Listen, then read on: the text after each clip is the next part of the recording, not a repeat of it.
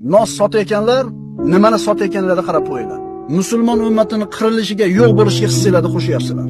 Sigaret sotayotganlar ajib, katta savdo markazlarida G'arbda 20% daromad sigaret sotishlikdan kelar ekan. Sigaret sotadigan hoji aka bo'ladi. 5 mal masjid namozga chiqadi. Magazinida eshitadi do'konda sigaret sotilinadi. Wala taqtulu anfusakum innalloha kana bikum rahima. Alloh taolo buyuryapti bizga. Hamda o'zlaringizni o'zlaringiz o'ldirmangiz. Albatta Alloh sizlarga mehribon bo'lgan zotdir. Chekish birodarlar, inson o'zini o'zi qatl qilishi faqat sekin-sekin qatl qiladi. Sekin portlaydigan bomba bu. Tabiblar aytadi, tamakini doim chekkan odam o'zini joniga o'zi suiqasd qilayotgan odam deyshadi. O'zini o'zi o'ldirgan odammi qiyomatda ahvoli nima bo'lishini bilasizlar, birodarlar? Siz sigaret chekishlik bilan o'zingizni o'ldiryapsiz. Bunda shak shubha yo'q. La zarara va la zirar degan payg'ambarimiz sollallohu alayhi vasallam. Zarar ko'rish ham yo'q, birovga zarar ko'rsatish ham yo'q.